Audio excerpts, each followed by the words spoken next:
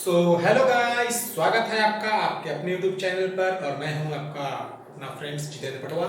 तो जैसा कि आप लोगों को पता है कि इस चैनल पे हमेशा एक फिजिक्स का वीडियो अपलोड होता है और जो कि कक्षा 12वीं के लिए बहुत ही उपयोगी होता है।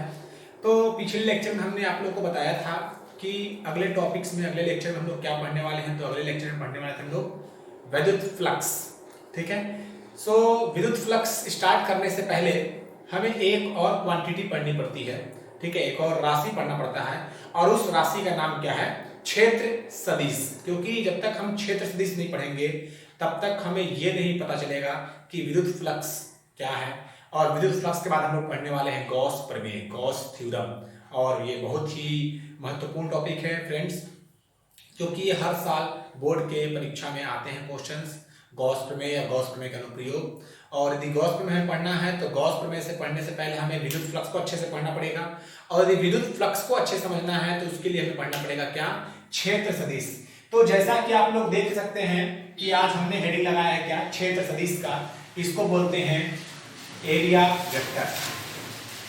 एरिया वेक्टर, ठीक है। तो हम लोग आज पढ़ने वाले हैं क्या? एरिया वेक्टर पढ़ने वाले हैं। तो फ्रेंड्स, जैसा कि हम लोग पता है, हम लोग बहुत ही पिछले क्लासेस से पढ़ते आ रहे हैं, 9 से ही पढ़ते आ रहे हैं क्षेत्रफल ज्ञात करना, राइट। तो क्षेत्रफल जो है, हम लोग क्षेत्रफल ज्ञात करते हैं। तो क्षेत्रफल तो हम लोग ज्ञात कर ले, क्षेत्रफल का परिमाण तो हम लोग को बता देते हैं, बट क्षेत्रफल की दिशा क्या है? क्षेत्रफल की दिशा कोई नहीं जानता है ना। जैसे कि यदि हम लोग लिखे कि ये हमारा एक वर्ग है, ठीक है। वर्ग का मतलब समझ सकते हैं स्क्वायर, और स्क्वायर का एरिया ये फाइंड करना है, क्षेत्रफल निकालना है, एरिया फाइंड करना है। यदि इसका साइड ए है, ईच साइड्स आर इक्वल, मतलब सभी के सभी साइड जो है वो बराबर है, और सभी साइड्स का जो मेजरमेंट है, जो इसका दिया हुआ है, प्रत्येक भुजा की लंबाई कितना है? ए है। तो इस वर्ग का क्षेत्रफल क्या निकलता है? ए स्क्वायर। भुजा स्क्वायर निकालते हैं हम लोग वर्ग का क्षेत्रफल, ठीक है। चलिए, वर्ग का क्षेत्रफल हमें पता चल गया, बट क्षेत्रफल, इस वर्ग के क्षेत्रफल की दिशा क्या होगी? इसकी कुछ दिशा होगी ना, क्षेत्रफल की दिशा, ठीक है। तो उसी बात पे हम लोग चर्चा करने वाले हैं और हम लोग हेड लगा चुके हैं क्या? क्षेत्र सदिश। तो हम लोग आज तक पढ़ते आ रहे हैं दोस्तों कि क्षेत्रफल जो है एक अदिश राशि है, बट हम जो पढ़े हैं वो अदिश राशि पढ़े हैं, वो गलत है, ठीक है। क्षेत्रफल जो है वो क्या है? एक सदिश राशि है, ठीक है। और जैसा कि हम लोग को पता है कि सदिश राशि किसे कहते हैं, ठीक है। तो सदिश राशि होता क्या है? तो सदिश राशि वे राशियां होती हैं जिनका परिमाण और दिशा दोनों ज्ञात हो सके, मतलब जिसका परिमाण और दिशा दोनों ज्ञात हो। तो जैसा कि हम लोग अभी तक जो पढ़ते आ रहे थे, अभी तक जो भी पढ़ते आ रहे थे, ठीक है। तो जैसे हम बोल दिए कि ये हमारा एक तल है, एक्स वाई और जेड, ठीक है। जैसा हम बता रहे हैं कि एक्स वाई जेड क्या है? एक तल है। और यदि हम इस एक्स वाई तल में एक इस प्रकार की आकृति बना देते, आकृति मतलब क्या? एक वर्ग बना देते हैं, इसको बोलते हैं मूल बिंदु, ठीक है। यदि इसकी लंबाई a है, y अक्ष में भी इसकी लंबाई क्या है? a है, और x में भी कितनी है? a है। तो यदि हमें बोलेगा कि इसकी एरिया निकालिए, इसका क्षेत्रफल निकालिए, इस आकृति का क्षेत्रफल निकालिए, तो हम लोग क्या निकालेंगे? इसका क्षेत्रफल निकालना हो तो हम लोग क्या निकालेंगे? तो क्षेत्रफल जो है तो क्या निकाल देंगे? तो हम लोग बोलते हैं क्या? लेंथ इनटू, मतलब कि लंबाई गुणे चौड़ाई, लंबाई गुणे चौड़ाई, ठीक है। हम लोग ये बोलते हैं क्या? लंबाई गुणे चौड़ाई। तो लंबाई कितना दिया हुआ है? a, चौड़ाई कितना दिया हुआ है? a, मतलब कितना आ गया? a square. तो ये तो हो गया इसका मैग्नीट्यूड, मतलब क्षेत्रफल का परिमाण, कि यदि हम इस आकृति का क्षेत्रफल निकालेंगे तो इस आकृति का क्षेत्रफल कितना निकलेगा? तो a स्क्वायर, यदि इसकी लंबाई और चौड़ाई दोनों क्या हो? a हो। चाहे आयत का निकाल सकते हैं, एक सर्कल का, चलिए हम सर्कल बना देते हैं। जैसे बोल दिए कि ये हमारा एक तल है, एक्स वाई जेड तल है, और यहां पर एक सर्कल रखा हुआ है। इस सर्कल की त्रिज्या क्या है? r है। तो इसका क्षेत्रफल कितना हो जाएगा? इसका क्षेत्रफल होगा कितना? पाई आर स्क्वायर। तो बताइए लोग, ठीक है। तो ये पाई आर स्क्वायर क्षेत्रफल जो निकला है, ये क्या है? इसका परिमाण निकला है, मैग्नीट्यूड निकाले हैं।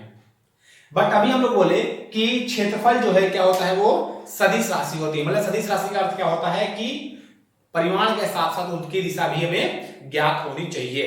तो हम लोग तो अभी तक परिमाण निकालते आ रहे थे, क्योंकि हम लोग आज तक सदिश राशि पढ़े ही नहीं। 11th क्लास में पढ़ना स्टार्ट किए थे, उससे पीछे तो सदिश पढ़े ही नहीं है। तो जब उससे पीछे सदिश पढ़े नहीं तो हम लोग को पता कैसे चलेगा क्षेत्रफल सदिश है कि अदिश है। हाँ, 11th क्लास में पढ़े थे हम लोग क्षेत्रफल के बारे में, तो वहां पर भी ये नहीं बताया गया था कि सदिश है कि अदिश है, क्योंकि हमें वहां पे क्षेत्रफल किसी भी आकृति की दिशा बताई नहीं गई, क्योंकि उससे निकलने वाले, उससे जो बल रेखाएं निकलती हैं, जो भी रेखाएं निकलती हैं, आज तक हम लोग उसको निकालने की कोशिश नहीं की है। तो नहीं की इसलिए हम लोग नहीं जानकारी प्राप्त कर रहे हैं। लेकिन हमें यदि विद्युत फ्लक्स पढ़ना है तो हमें क्षेत्र सदिश पढ़ना चाहिए, हमें एक क्षेत्र सदिश आना चाहिए कि क्षेत्र सदिश होता क्या है। ठीक है, तो जैसे हम इस आकृति की बात करते हैं तो इसका मैग्नीट्यूड, इसका परिमाण कितना है a², हम इसका बात करते हैं इसका क्या है πr²। तो ये सब जो निकल के आया है a² πr², ये क्या है, ये सब आकृतियों का जो हम बनाए हैं उसका क्या है क्षेत्रफल, क्षेत्रफल का परिमाण। अच्छा, क्षेत्रफल की दिशा बोलेगा तो क्या देखेंगे, तो यदि हमें कभी भी इसकी दिशा पूछा, कभी भी हमें किसी भी आकृति की दिशा पूछ दिया जाए, पूछेगा तो हमें क्या बताना पड़ेगा, तो देखेंगे कि हमारा जो आकृति है, ठीक है, वो कहां पे है, वो किस तल में रखा हुआ है। चूंकि यहाँ पे 3 तल बन रहे हैं, कौन कौन से, XY, YZ और ZX, करेक्ट। यहाँ पे 3 तल बन रहे हैं, क्या XY बन रहा है, YZ बन रहा है और ZX बन रहा है। तो हम देखेंगे कि जो हम आकृति बनाए हैं जिसका हमें क्षेत्रफल निकालना है, ठीक है, वो आकृति, वो क्षेत्रफल जिसका निकालना है वो किस तल में रखा हुआ है। जिस तल में रखा होगा, जिस तल में रखा होगा उसके लंबवत तल में इसकी क्या होगी दिशा। जैसे कि हम जो बोल रहे हैं ये क्षेत्रफल, इसका नाम देते हैं OABC, ठीक है। तीसरा हम लोग क्षेत्र क्या निकाले, क्षेत्रफल निकाल क्या निकाले, लंबाई को चौड़ाई, लंबाई कितना हो गया इसका AB, चौड़ाई हो गया क्या BC, तो हम A × A लिख दिया, ठीक है। अच्छा, इसकी दिशा क्या होगी, तब थोड़ा देखिए कि OABC ये किस तल में है, ये किस तल में है, हमें दिख रहा है कि ये X और Y तल में है। अच्छा, ये जो हम बनाते हैं XY Z, ये तीनों क्या होते हैं, तीनों के तीनों दूसरे के अभिलंबित होते हैं। ये Z इधर बनाने का अर्थ क्या है कि ये Z किधर है, इस दिशा में। देखिए ये हो गया अपना X, ये हो गया Y और ये क्या हो गया अपना Z, ठीक है। क्योंकि हम लोग इसको ऐसे बना नहीं सकते हैं ना, इसलिए हम लोग क्या करते हैं, इसको ऐसे दर्शा देते हैं, ठीक है। तो अब देखिए कि ये वर्ग जो है OABC ये किस तल में रखा हुआ है, तो हमें दिख रहा है कि ये जो वर्ग है वो X और Y तल में रखा हुआ है। तो X और Y तल में रखा हुआ है, मतलब इसका क्षेत्रफल कितना निकल गया a² और इसका क्षेत्रफल a², इसकी दिशा क्या होगी, तो इसकी दिशा क्या होगी, इस तल के लंबवत, ठीक है। इस तल के क्या होगा, इस तल के लंबवत बाहर की ओर, तो इसका लंबवत बाहर क्या होगा, यही होगा। और ये दिशा किस अक्ष को प्रदर्शित कर रहा है, तो ये दिशा हमें Z अक्ष को रिप्रेजेंट करता है, Z अक्ष को प्रदर्शित करता है। मतलब कि OABC, वर्ग OABC का क्षेत्रफल क्या होता है a² और इसकी दिशा क्या होगी, उस पृष्ठ के क्या होगा, लंबवत, ठीक है। इसलिए इसका नाम क्या दिया गया, क्षेत्र सदिश। क्षेत्र का मतलब तो एरिया हो गया, क्षेत्रफल निकाल दिए, बट सदिश का मतलब क्या होता है, दिशा बताना। सदिश का मतलब क्या होता है, दिशा बताना, तो हमें दिशा को भी बताना पड़ेगा, ठीक है। तो हम एरिया फाइंड कर लिए, क्षेत्रफल निकाल लिए a²। अब a² केवल नहीं लिखेंगे क्योंकि चूंकि ये सदिश राशि है, और a² हमारा लेके आया है वो क्या है, अदिश राशि है। तो यदि हमें इसका क्षेत्रफल निकालना हो गया, मतलब वेक्टर a निकालना हो गया, तो वेक्टर a बराबर क्या लिखेंगे, a² तो लिखेंगे। लेकिन हम लोग पीछे लेक्चर में पढ़ चुके हैं कि किसी भी अदिश राशि को सदिश राशि में चेंज करना होता है, या हमें किसी भी अदिश राशि को सदिश के रूप में लिखना होता है, क्या करते हैं दोस्तों, तो हम उस अदिश राशि के साथ उसका एकांक सदिश, उसकी दिशा का एकांक सदिश का गुना कर देंगे, लगा देंगे, तो वो भी क्या हो जाएगा, सदिश रूप में बदल जाएगा, ठीक है। तो अब देखिए हम एक क्षेत्रफल a² किसका निकाले हैं, तो वर्ग OABC का निकाले हैं। वर्ग OABC का क्षेत्रफल जो है वो कितना है, a² है, और इसकी दिशा जो है इसका क्या है, इसके लंबवत पता है हम क्या, पृष्ठ के क्या होती है, लंबवत। इसकी दिशा जो है, क्षेत्र सदिश की दिशा क्या होती है, इसके पृष्ठ के लंबवत। तो पृष्ठ यदि ऐसे होगा, ये जो व्हाइट बोर्ड है, यदि हम इस पे एक आकृति बना दे तो उसका क्या होगा, ये तल हो जाएगा, तो उसकी दिशा क्या होगी, इसके लंबवत बाहर की ओर। जरूरी नहीं है कि बाहर की ओर होगी, अंदर की ओर भी होती है। क्या हमें ये कंपलसरी है, क्या ये अनिवार्य है क्या कि ये Z तल जो है वो इस दिशा में होगा, नहीं, ये अनिवार्य नहीं है, कंपलसरी नहीं है कि Z दिशा इधर होगा। Z दिशा उधर भी हो सकता है, इससे बोर्ड के अंदर लंबवत अंदर की ओर भी हो सकता है। तो दोस्तों यदि हमें OABC का क्षेत्रफल निकालना हो गया और उस क्षेत्रफल की दिशा बताना है, तो हम ये बताएंगे कि किसी भी पृष्ठ के क्षेत्रफल की दिशा उस पृष्ठ के अभिलंबवत बाहर की ओर या अंदर की ओर दोनों हो सकती है, ठीक है, जरूरी नहीं है कि ये बाहर की ओर ही हो, ये अंदर की ओर भी हो सकती है।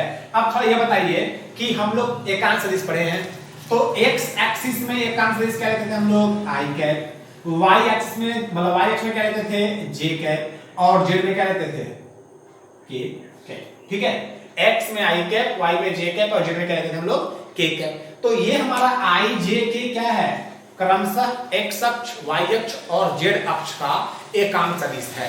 तो अब हम यहाँ पे देखिए कि इस जो वर्ग बना हुआ है ओ ए बी सी, इसकी दिशा क्या है, तो इसकी दिशा क्या हो रही है, इसके लंबवत बाहर की ओर भी हो सकती है, इसके लंबवत अंदर की ओर हो सकती है। यदि इसके बाहर की ओर होगा तो ये दिशा हमें क्या रिप्रेजेंट कर, बताया मैं अभी जस्ट बताया कि ये जो बताएगा ये वाला, ये दिशा किसका बताएगा, जेड का, और जेड का एकांक सदिश क्या होता है, के कैप। हम इसको क्या लिखेंगे, के कैप भी लिख सकते हैं या फिर ए स्क्वायर माइनस के कैप भी लिख सकते हैं। क्यों माइनस ले रहे हैं, यदि ये अंदर की ओर होगा तो माइनस, बाहर की ओर होगा तो प्लस। ठीक है, तो बाहर को प्लस लिख दिया और अंदर को माइनस, ये दोनों हम लिख सकते हैं। ठीक है, अच्छा यदि हमें ये इसका पूछा जाए, चलिए हम थोड़ा चेंज कर देते हैं। ठीक है, इसको हम क्या करते हैं, चेंज करते हैं, इसको लिख देते हैं वाई जेड, इसको लिखते हैं वाई, इसको लिखते हैं एक्स। अब थोड़ा क्या बता सकते हैं हम कि ये जो वृत्त बना हुआ है, ठीक है, ये वृत्त, इस वृत्त का क्षेत्रफल कितना है, इस वृत्त का क्षेत्रफल है, वृत्त का क्षेत्रफल वेक्टर ए बराबर कितना दिया हुआ है, पाई आर स्क्वायर। ये तो इसका परिमाण है, सदिश रूप में है क्या, क्योंकि हम तो बोल रहे हैं ना क्षेत्र सदिश होता है, तो ये क्या सदिश रूप में है, सदिश रूप में नहीं है। तो सदिश रूप में लाने के लिए हम क्या करेंगे, पहले देखेंगे कि इसकी दिशा क्या है।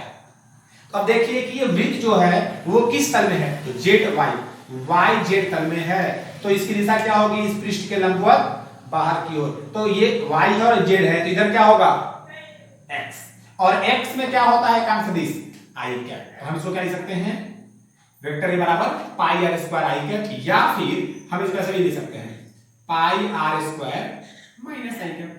ठीक है, ये दोनों हो सकता है। तो ये तो था अपना द्विविमीय 2D डायग्राम्स 2D के लिए। इसी प्रकार से यदि हम 3D के लिए बात करें तो, ठीक है, 3D का मतलब क्या, एक सॉलिड्स, एक ठोस की बात करें तो जैसे हम बोल दिए कि ये हमारा हो गया x, ये हो गया y और ये हो गया क्या, z। ठीक है, ठीक है, तो हम इसको बना दिए क्या, x y z एक बना दिए क्या तल, और यदि हम यहां पर एक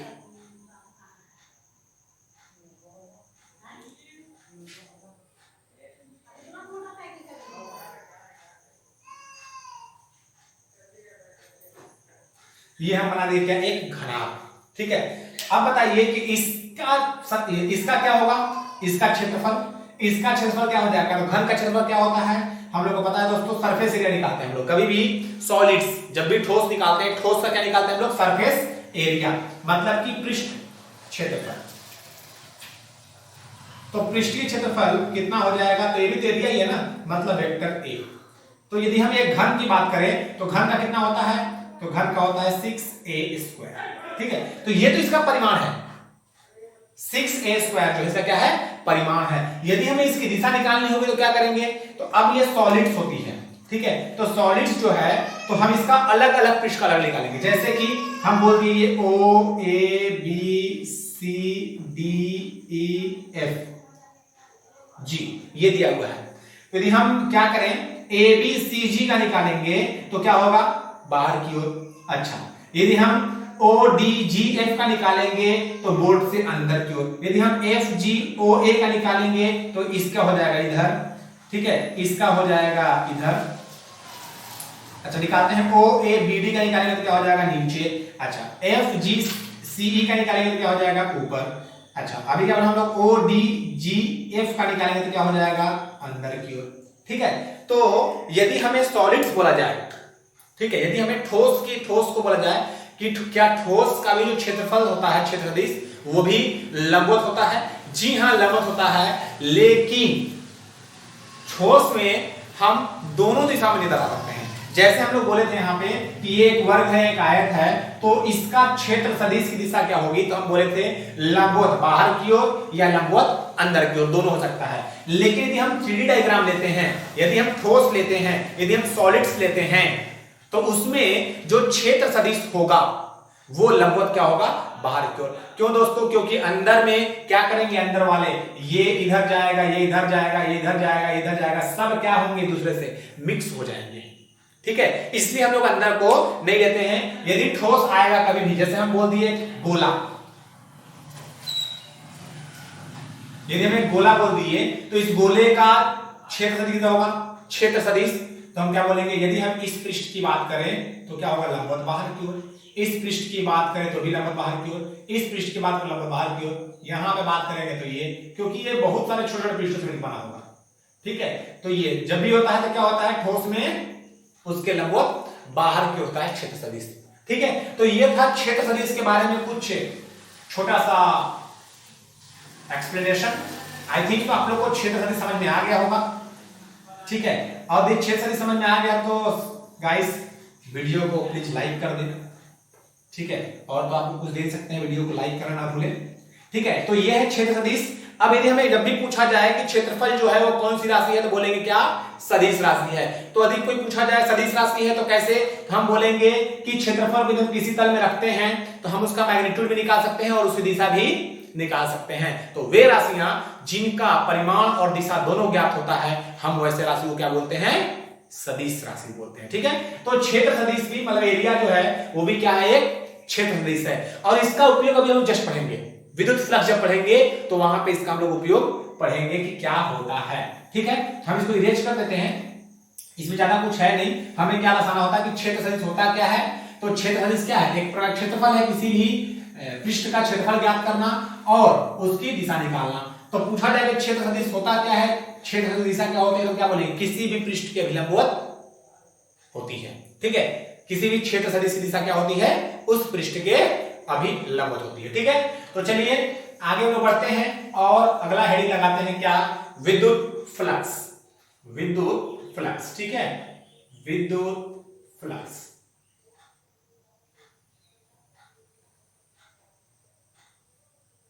ये ठीक है, इसको बोलते हैं क्या, इलेक्ट्रिक फ्लक्स, इलेक्ट्रिक फ्लक्स। ठीक है, तो विद्युत फ्लक्स होता क्या है।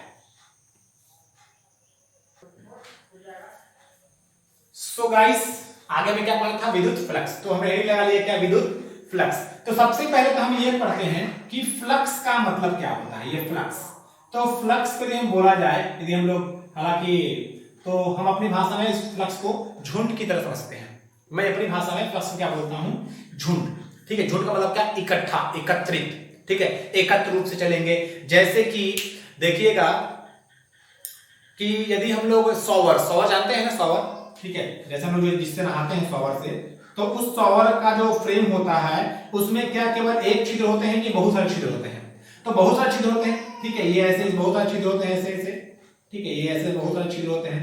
और जैसे ही हम अभी जैसे यहाँ पे वाल्व, नट को हम क्या करेंगे, खोलते हैं, शॉवर में नट को खोलते हैं, तो क्या होता है, इन सभी से, ये जो शॉवर का जो पृष्ठ था, इस पृष्ठ से जितने भी छिद्र थे वहां से एक साथ पानी का फवारा क्या होता है, बाहर निकलता है। ऐसा कभी देखे हैं क्या कि पहले ऊपर वाला का निकलेगा, फिर नीचे का निकलेगा, फिर उसके नीचे का, फिर उसके नीचे का, फिर उसके नीचे का? नहीं, एक साथ क्या होते हैं, सब के सब फवारे जो है क्या होते हैं, एक साथ निकलते हैं। तो इन सबको जब एक साथ इस पृष्ठ के, अच्छा, इसकी दिशा क्या होती है, तो ये जो कवर का फ्रेम है, ठीक है, इसके अंदर कुछ भी लगा होगा, ये किसी भी आकृति हो सकती है, मे भी हो सकता है ये रेक्टेंगल हो, आयताकार हो, वर्गाकार हो, कुछ भी हो सकता है। ठीक है, तो जब भी हम कवर को खोलेंगे तो क्या होता है, इसमें से पूरा पानी जो है इस पृष्ठ के अभिलंबवत क्या होता है, गुजरता है। तो इसी को हम क्या बोलते हैं, फ्लक्स। ठीक है, इसको भी हम फ्लक्स बोल सकते हैं। ठीक है, अच्छा, इस टाइप में और भी जितने भी चीज होंगे उनको हम क्या बोलेंगे, फ्लक्स। तो ठीक उसी प्रकार से यहाँ विद्युत में भी एक क्रिया होती है, ठीक है, एक घटना घटित होती है, ठीक है, जो कि फ्लक्स टाइप से ही होता है। ठीक है, वो भी क्या होता है, फ्लक्स टाइप से ही होता है, इसलिए उसका नाम हम लोग क्या बोलते हैं, इलेक्ट्रिक फ्लक्स, मतलब विद्युत फ्लक्स। जैसे कि यदि हम यहां पर एक विद्युत क्षेत्र लगा दिए, यहां पे क्या कर दिया, हम एक विद्युत क्षेत्र लगा दिए, तो विद्युत क्षेत्र की पहचान कैसे होती है, तो हम लोग पढ़ चुके हैं, विद्युत क्षेत्र की पहचान कौन कराता है, तो विद्युत बलरेखा। ठीक है, जैसे हम क्या बोले कि यहां पर एक विद्युत क्षेत्र है, ठीक है, विद्युत क्षेत्र हम ई विद्युत क्षेत्र लगा दिए यहां पे। ठीक है, और जब ये विद्युत क्षेत्र है तो यहाँ पे विद्युत बल रेखाएं भी होंगी, विद्युत क्षेत्र रेखाएं नहीं होंगी विद्युत क्षेत्र है तो, ठीक है। अच्छा, यदि हम इसके बीच में इस विद्युत क्षेत्र, जैसे इस इधर विद्युत ऐसे विद्युत क्षेत्र लगा हुआ है और यदि हम इसके बीच में कोई पृष्ठ रख देते हैं, ठीक है, यदि हम इस विद्युत फ्लक्स के बीच में कोई पृष्ठ रख देते हैं तो इस विद्युत क्षेत्र रेखाओं पर इस पृष्ठ का कोई प्रभाव नहीं पड़ता है। ये विद्युत क्षेत्र रेखाएं क्या होती है, इस पृष्ठ को क्या करती हैं, ऐसे इस पृष्ठ से होकर ऐसे गुजरती हैं। तो देखिए कि ये जैसे मान लेते हैं ये क्या है 1 2 3 4, ये 4 विद्युत बल रेखाएं ऐसे गुजर रही हैं, ठीक है, ये 4 विद्युत बल रेखाएं ऐसे गुजर रही हैं और ये हमारा क्या है एक पृष्ठ लिए और इस पृष्ठ को क्या कर दिया हम ऐसे रख दिए। तो जब हम इस पृष्ठ को इस विद्युत बल रेखाओं के बीच में से रखेंगे तो ये विद्युत बल रेखाएं क्या होंगी, अट्रैक्ट होती हैं क्या, नहीं होती है ना, ये क्या होंगी यहां से निकली और ये पृष्ठ से चीरते हुए क्या होंगी इसको पार करके बाहर निकल जाएंगी। तो यदि हम यहां पर एक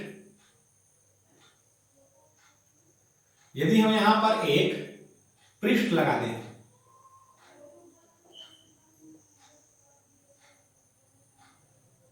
ठीक है, ये हम यहां पे क्या कर दिए एक पृष्ठ लगा दिए, ऐसे पृष्ठ लगा दिए, तो ये जो विद्युत बल रेखाएं हैं, ठीक है, ये विद्युत बल रेखाएं किसके कारण उत्पन्न हुई हैं, तो इस विद्युत क्षेत्र के कारण, ठीक है। तो ये विद्युत बल रेखाएं क्या होंगी, इस पृष्ठ को क्या होंगी ऐसे गुजरेंगी, इस पृष्ठ से क्या होती हैं ऐसे गुजरती हैं। तो किसी भी विद्युत क्षेत्र में स्थित पृष्ठ के अभिलंबवत गुजरने वाली बल रेखाओं की संख्या को हम क्या कहते हैं, विद्युत फ्लक्स।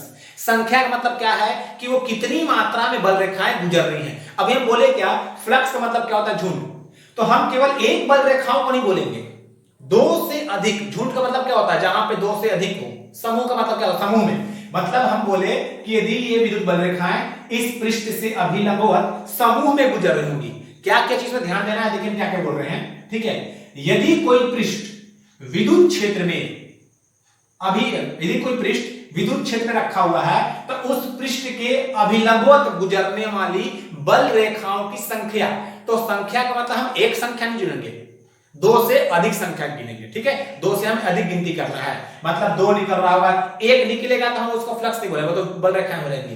बहुत सारे जब निकलेंगे बल रेखाएं तो हम क्या बोलेंगे कि वो फ्लक्स है। और हम तो बल रेखाओं को देखते ही नहीं है, क्या हम बल रेखाओं को देख सकते हैं, विद्युत क्षेत्र रेखाएं में दिखती हैं क्या, नहीं, हम तो विद्युत क्षेत्र रेखाओं का परिभाषा ही पढ़े हैं कि विद्युत क्षेत्र रेखाएं वो काल्पनिक वक्राकार निष्कोण पथ होता है जिस पर एकांक आवेश धन आवेश मुक्त रूप से गति करता है, गमन करता है। तो हम देख ही सकते हैं क्योंकि हम पहले ही डिफाइन कर चुके हैं कि विद्युत क्षेत्र रेखाएं एक काल्पनिक रेखा है। तो क्या यहां से दिखेगा, क्या नहीं दिखेगा, जस्ट हम कल्पना करते हैं कि ये कोई पृष्ठ रखा हुआ है विद्युत क्षेत्र के विलंबवत और ये बल रेखा उस पृष्ठ के विलंबवत गुजर रही है। तो इन सभी बल रेखाओं की संख्या का क्या बोलते हैं, विद्युत फ्लक्स कहते हैं। तो थोड़ा सा लिख लेते हैं विद्युत फ्लक्स कहते किसको हैं, ठीक है। तो विद्युत क्षेत्र में स्थित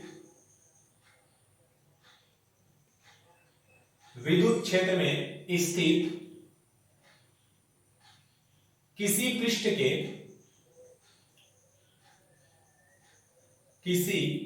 के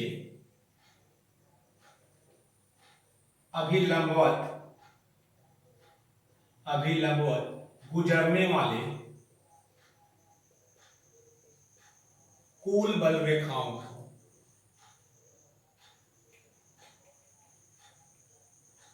कुल बल रेखाओं को विद्युत फ्लक्स कहते हैं। कुल बल रेखाओं को विद्युत फ्लक्स कहते हैं, ठीक है दोस्तों। क्या लिखा हम लोग, विद्युत क्षेत्र में स्थित किसी पृष्ठ के अभिलंबवत गुजरने वाले कुल बल रेखाओं को क्या कहेंगे, विद्युत फ्लक्स। मतलब कि इस पृष्ठों की जितनी बल रेखाएं गुजरेंगी उन सबको हम क्या बोलेंगे, विद्युत फ्लक्स कहते हैं। विद्युत फ्लक्स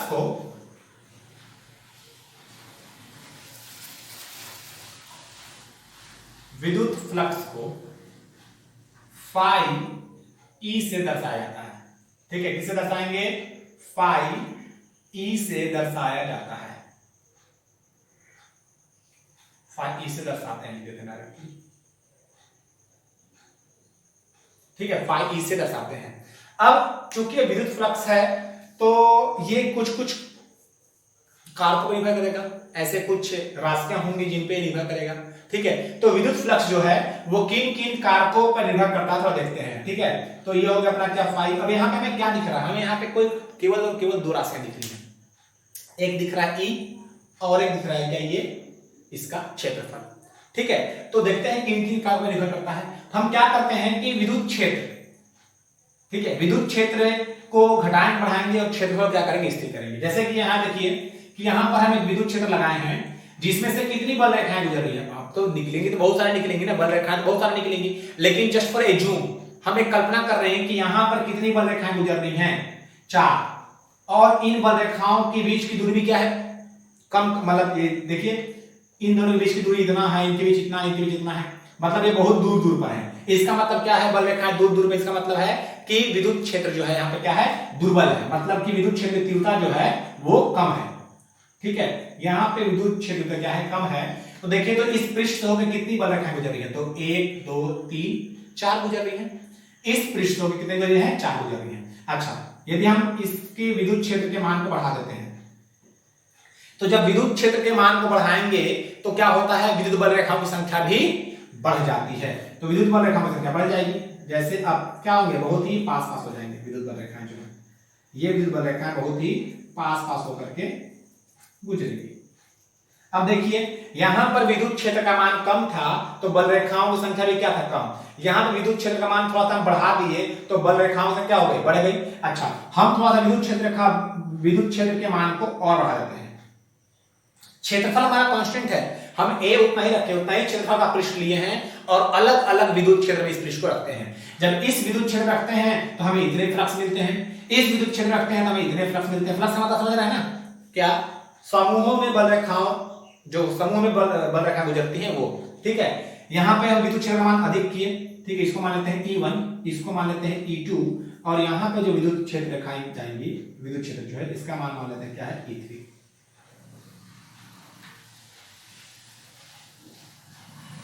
क्योंकि विद्युत क्षेत्र का मान बढ़ा रहे हैं तो बल रेखाओं की संख्या भी क्या होगी, बढ़ेगी। अब थोड़ा देखो यहाँ पे क्या है, 2 4 6 8, यहाँ पे क्या होगा 2 4 6 8 10 12। यदि विद्युत क्षेत्र का मान E3 है तो हम क्या लिख सकते हैं कि E3 जो है वो E2 से अधिक है और E2 जो है E1 से अधिक है। हम लिख सकते हैं क्या, E3 is greater than E2 is greater than E1। तो यहाँ पे फ्लक्स का मान भी क्या हो रहा है, बढ़ रहा है। फ्लक्स का मतलब क्या, phi3 जो है वो phi2 से और ये phi1 से बड़ा है, लिख सकते हैं। क्यों, क्योंकि हमें दिख रहा है यहाँ पे बल रेखाओं की संख्या क्या हो रही है, यहाँ पे कम, यहाँ पे अधिक, यहाँ पे क्या हो रही है, और अधिक हो रही है। मतलब हम ये बता सकते हैं कि यदि विद्युत क्षेत्र के मान को बढ़ाएंगे, यदि विद्युत क्षेत्र के मान को बढ़ाते हैं तो बल रेखाओं की संख्या बढ़ती है, और यदि ये बल रेखाएं पृष्ठ के अभिलंबवत गुजर के जा रही हैं तो इन सभी बल रेखाओं का क्या बोलेंगे, विद्युत फ्लक्स। तो क्या हम लिख सकते हैं यहां से कि phi जो है वो विद्युत क्षेत्र E पर डिपेंड करता है, मतलब E के अनुक्रमानुपाती होता है। ठीक है, तो हम जब E को, क्षेत्रफल को नियत रख के E के मान को घटा बढ़ा रहे थे तो हमें क्या मिला कि phi जो है वो वेक्टर E के क्या होता है, अनुक्रमानुपाती होता है। ठीक है, नेक्स्ट कंडीशन क्या देखते हैं हम लोग कि अब विद्युत क्षेत्र को क्या करते हैं, एक समान कर देते हैं और क्षेत्रफल को घटाएंगे, मतलब पृष्ठ अलग अलग पृष्ठ लेके आएंगे। तो ये मान लेते हैं हमारा E एक विद्युत क्षेत्र है,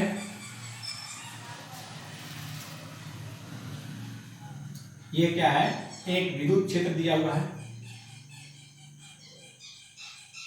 ठीक है, और इसमें हम क्या रखते हैं, एक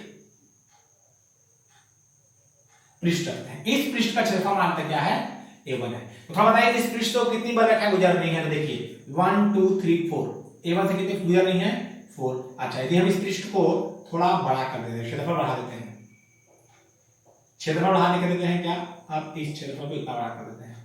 अब बताइए कितनी गुजर रही हैं, तो 1 2 3 4 5 6, A2 में कितना गुजर रहा है, 6। हम इसको क्या करते हैं, थोड़ा सा और बढ़ा देते हैं, क्षेत्रफल मान को क्या कर दिए, थोड़ा सा और बढ़ा दिए। ठीक है, ये तो 1 2 3 4 5 6 7 8 9 10, 2 4 6 9 हो गया। तो हमें क्या दिख रहा है, हम जब E को कांस्टेंट रखते हैं और E को कांस्टेंट रख करके यदि क्षेत्रफल के मान को भी क्या करें, बढ़ा रहे हैं। पहले क्या किए, हम छोटा पृष्ठ लेके आए, फिर उससे बड़ा पृष्ठ लेके आए, फिर उससे बड़ा, फिर उससे बड़ा। तो हमें क्या दिख रहा है, बल रेखाओं की संख्या क्या हो रही है, घट रही है, बढ़ रही है। छोटा लेके आएंगे तो घटेगा, बड़ा लेके आएंगे तो क्या होगा, बढ़ेगा। अच्छा, हम छोटा लेके आते हैं, इतना छोटा पृष्ठ लेके आएंगे तो क्या होगा, मात्र 2। तो बल रेखाओं की संख्या किस पर निर्भर कर रही है, तो क्षेत्रफल पर भी निर्भर कर रही है।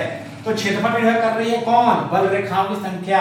और यदि ये सभी बल रेखाएं इस पृष्ठ के अभिलंबवत गुजर रही होंगी तो इन सभी बल रेखाओं को क्या बोलेंगे हम? विद्युत फ्लक्स। तो जितना विद्युत बल रेखाओं की संख्या अधिक होगी, विद्युत फ्लक्स का मान क्या होगा? उतना ही अधिक होता है। तो विद्युत बल रेखाओं की संख्या किस पर डिपेंड कर रही है? क्षेत्रफल पर। तो इसलिए हम क्या लिखेंगे इसको? Vector E cross vector E proportional to vector A. ठीक है, ई फाई ई वेक्टर नहीं, फाई ई अनुक्रमानुपात ले सकते हैं, वेक्टर ए लिख सकते हैं। मतलब ये वेक्टर ए पर भी निर्भर करता है। तो हम इसको क्या लिखेंगे? फाई ई बराबर ये लिख सकते हैं क्या? Vector E dot vector A. ठीक है, ये क्या होगा?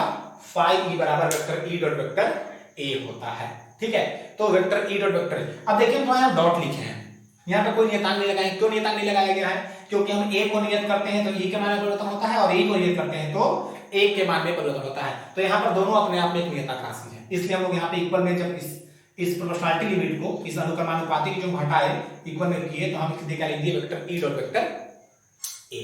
ठीक है, या अब चूंकि देखिए कि इसको हम लोग क्या लिख सकते हैं? इसको हम लिख सकते हैं ई ए कॉस थीटा, इतना भी लिख सकते हैं। और इतना क्यों आया, हम इतना क्यों लिख रहे हैं, अभी मैं एक्सप्लेन करूंगा। ठीक है, कि हम लोग इसको इतना क्यों लिखेंगे, विद्युत फ्लक्स को इतना हम लोग क्यों लिखेंगे। ठीक है, तो लेट मी एक्सप्लेन। हम लोग को यहां पता चल गया कि विद्युत फ्लक्स जो है वो कितने कारकों पर निर्भर करता है। ठीक है, विद्युत फ्लक्स कितने कारकों पर निर्भर कर रहा है। तो एक है ई और एक क्या है? ए। और जो थीटा कोण है वो किसके बीच का कोण है? ई और ए के बीच का कोण है। तो मान लेते हैं कि ये हमारा क्या है? कोई पृष्ठ है। ठीक है, ये हमारा क्या है? कोई पृष्ठ है। तो ये पृष्ठ यदि ऐसे रखा होगा तो बताइए इसका दिशा क्या होगा? पृष्ठ के अभिलंब बाहर की ओर, मे बी इधर हो सकता है या इधर हो सकता है, किधर भी हो सकता है। चलिए हम लेते हैं क्या है? इसकी दिशा इधर है, वेक्टर। ठीक है, अच्छा, यदि विद्युत क्षेत्र की दिशा इससे, विद्युत क्षेत्र की दिशा क्या हो गया? मान लेते हैं ये, मतलब इन दोनों के बीच का कोण कितना हो गया? थीटा। वेक्टर ई की दिशा जो है वो इस पृष्ठ का जो क्षेत्र सदिश है उससे कितना कोण पे जा रहा है? मान लेते हैं इधर विद्युत क्षेत्र लगा हुआ है। तो अब बताइए कि जितने भी बल रेखाएं होंगी वो सब क्या होंगे? ऐसे जाएंगी, ऐसे निकल के जाएंगे, राइट। अब चूंकि देखिए हमें पता है कि वेक्टर ई क्या है? सदिश राशि है क्या सदिश राशि? जी। तो जब भी सदिश राशि होता है, ठीक है, तो यदि कोई सदिश राशि किसी अक्ष के साथ कुछ कोण पे झुका हो, ठीक है, तो हम उस सदिश राशि के दो घटक प्राप्त करते हैं, दो कंपोनेंट प्राप्त करते हैं। एक का नाम होता है क्षैतिज और एक का नाम क्या होता है? ऊर्ध्वाधर। तो अभी सभी के सभी बल रेखाएं क्या हो रही हैं? इस दिशा में जा रही हैं। यदि हम इस ई के दो कंपोनेंट निकाल लें, मतलब एक क्षैतिज घटक और एक ऊर्ध्वाधर घटक, तो क्षैतिज घटक क्या होता है भाई? तो क्षैतिज घटक होता है क्या? तो क्षैतिज घटक होते हैं ई कॉस थीटा, और ऊर्ध्वाधर क्या होता है? ऊर्ध्वाधर होता है ई साइन थीटा, राइट। क्षैतिज घटक होता है ई कॉस थीटा, ऊर्ध्वाधर घटक होता है ई साइन थीटा। ठीक है, तो ई कॉस थीटा किधर होता है? तो हम लोग पहले ही पढ़ चुके हैं कि परिणामी मतलब सदिश जिस अक्ष के साथ कोण बनाता है उसको क्या बोलते हैं? क्षैतिज, और उसके लंब को क्या बोलते हैं? ऊर्ध्वाधर। अब देखिए कि ये ई किससे बना रहा है? तो इससे बना रहा है, ये ए है। तो इस घटक का नाम हम क्या देंगे? ई कॉस थीटा, और इसके लंबवत घटक का नाम क्या देंगे हम लोग? ई साइन थीटा। ठीक है, इसको क्या बोलेंगे? ई कॉस थीटा, इसको क्या बोलेंगे हम लोग? ई साइन थीटा बोलेंगे। अब हम क्या किए हैं? इस वेक्टर ई को दो भागों में बांट दिए। इस वेक्टर ई को दो भागों में बांट दिए, जैसे कि भारत और पाकिस्तान बढ़ गया।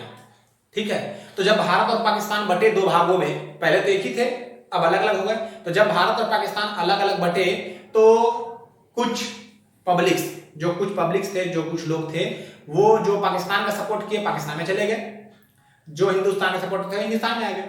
ठीक उसी प्रकार से ये जो वेक्टर ई की दिशा में जो बल रेखाएं जा रही हैं, तो जब ये बल रेखाएं देखी कि इस ए के दो भाग हो गए, तो कुछ बल रेखाएं ई कॉस थीटा के रूप में आ गई, ई कॉस थीटा के दिशा में चलने लगी, और कुछ बल रेखाएं ई साइन थीटा के दिशा में चलने लगी। अब थोड़ा ये ध्यान देने बात यहाँ पे है कि बल रेखाएं हम विद्युत फ्लक्स किसको बोलेंगे, ई कॉस थीटा वाले दिशा में जो जा रहे हैं उसको बोलेंगे कि ई साइन थीटा वाले दिशा में जा रहे हैं उसको बोलेंगे। क्योंकि देखिए इधर तो है भी नहीं, ए भी नहीं है, एक दिशा तो ये है। तो हम बल रेखाएं किसको बोलते हैं, हम इसको बना लेते हैं दो डायग्राम। तो ये देखिए, एक ये अपना ये हो गया, ठीक है, ये हो गया क्या, क्षेत्र सदिश वेक्टर ए, और इधर जो बल रेखाएं गुजर रही हैं इन बल रेखाओं का क्या नाम है, ई कॉस थीटा। और यदि हम एक और पृष्ठ बनाएं तो ये हो गया अपना वेक्टर ए, और ये हो गया क्या, ई साइन थीटा, और कुछ बल रेखाएं इधर जा रही हैं। तो हम किनको विद्युत फ्लक्स बोलेंगे, इसको बोलेंगे कि इसको बोलेंगे। तो फिर से हम पढ़ेंगे, देखेंगे कि विद्युत क्षेत्र में स्थित किसी पृष्ठ के अभिलंबवत गुजरने वाले कुल बल रेखाओं की संख्या को, तो पृष्ठ ऐसे रखा हुआ है तो अभिलंबवत ये होगा, न कि ये होगा अभिलंबवत। तो मतलब कि ऐसे जाने वाली जितनी बल रेखाएं होंगी उनको हम विद्युत फ्लक्स नहीं कहेंगे। किसको बोलेंगे, जो इस दिशा में जा रही है। तो इस दिशा में कौन जा रहा है, तो ई कॉस थीटा। तो ई कॉस थीटा इंटू ए क्या कहलाएगा, विद्युत फ्लक्स। ठीक है, तो इसलिए हम लोग क्या करते हैं, इसको क्या लिखते हैं, ई कॉस थीटा इंटू ए। तो फाइव क्या लिखेंगे हम लोग, ई ए कॉस थीटा, इसलिए इसको हम क्या लिखते हैं, vector E dot vector A. ठीक है, समझ में आया क्या कि हम इसको क्यों लेंगे, इसको लेंगे क्योंकि इसमें जो है ये दोनों के बीच का कोण कितना बन रहा है, 90 डिग्री। हम नहीं ले सकते हैं। अच्छा, नंबर 2 90 डिग्री तो हो रहा है, चलो ठीक है। दूसरा नंबर क्या है कि विद्युत फ्लक्स की परिभाषा से ये सूट नहीं कर रहा है, उसको अप्लाई नहीं कर पा रहा है, इसको सेटिस्फाई नहीं कर पा रहा है। ये सेटिस्फाई कौन कर रहा है, ये कर रहा है। तो हम इस वाला पर उठा लेंगे, तो e cos theta into a, तो e cos theta into a, तो ये है आपका क्या, विद्युत फ्लक्स। ठीक है, आई थिंक आप लोगों को समझ में आ गया होगा कि विद्युत फ्लक्स हम क्यों ऐसे निकाले, e a cos theta vector e dot vector a। ठीक है, समझ में आ गई है। चलिए आगे बढ़ते हैं। तो आगे हम लोग पढ़ते हैं क्या, इसका मात्रक, विद्युत फ्लक्स का क्या होता है, मात्रक निकाल लेते हैं। तो मात्रक क्या हो जाएगा, अब देखिए कि cos थीटा, थीटा तो कोण होता है, उसका मात्रक ले सकते, क्या लेंगे, ई और ए का। तो ई का मात्रक क्या होता है, न्यूटन प्रति कूलम, और ए का क्या होता है, मीटर स्क्वायर। तो हम इसका मात्रक क्या ले सकते हैं, न्यूटन मीटर स्क्वायर प्रति कूलम। मतलब हम लिख देते हैं हिंदी में, तो न्यूटन मीटर स्क्वायर प्रति कूलम। ठीक है, ये आ जाएगा अपना इसका मात्रक। वीनीय सूत्र निकालिए थोड़ा, वीनीय सूत्र। तो वीनीय सूत्र निकालेंगे तो वीनीय सूत्र कितना हो जाएगा, देखिए विद्युत क्षेत्र का वीनीय सूत्र कितना होता है, सो m l t माइनस 2, ये किसका हो गया, न्यूटन बल का, m का हुआ तो l स्क्वायर, एंड c का हुआ तो क्या लिखेंगे, a into p। So that इसको और क्या लिख सकते हैं हम लोग, तो इसको लिखेंगे m l into l square क्या हो जाएगा, l टू पावर 3, t ऊपर जाएगा तो हो जाएगा -3 और a माइनस। तो ये क्या है इसका विनीय सूत्र। ठीक है, तो यदि उतारना चाहें तो उतार सकते हैं, और नहीं तो बाद में उतार सकते हैं। ठीक है, चलिए तो हम एक और स्थिति पढ़ लेते हैं, कंडीशंस, इसका क्या कंडीशंस होता है। तो देखिए ये हम क्या किए, ई और ए को हम कांस्टेंट कर देंगे, मतलब विद्युत क्षेत्र और क्षेत्रफल को हम क्या कर दिए, कांस्टेंट नियत कर दिए। तो अब फाई किस पे डिपेंड करेगा, क्योंकि हम लोग हर जगह तो क्षेत्रफल बना सकते हैं, हाँ हम उसको घुमा सकते हैं, तो डिपेंड किस पे करेगा, थीटा पे। तो स्थिति नंबर 1 हम कंडीशन देखते हैं, कब होगा विद्युत फ्लक्स का मान अधिकतम और कब होगा विद्युत फ्लक्स का मान न्यूनतम। तो दो स्थिति में निकालते हैं, एक स्थिति है 1, एक स्थिति क्या है 2। तो एक स्थिति में क्या रखेंगे हम लोग, थीटा बराबर 0 डिग्री। थीटा बराबर 0 डिग्री का अर्थ क्या है कि विद्युत क्षेत्र और पृष्ठ का क्षेत्र सदिश समांतर हो। क्या क्या, जब पृष्ठ क्षेत्र सदिश और क्षेत्र सदिश समांतर है, किसके समांतर है, क्षेत्र सदिश समांतर किसके है, विद्युत क्षेत्र के। ठीक है, विद्युत क्षेत्र के। तो क्या होगा, रखिए यहाँ पर थीटा का मान, तो फाई ई बराबर क्या हो जाएगा, ई ए कॉस 0। तो ई ए कॉस 0 मान कितना होता है दोस्तों, 1। सो फाई ई बराबर कितना आ जाएगा, ई इंटू ए।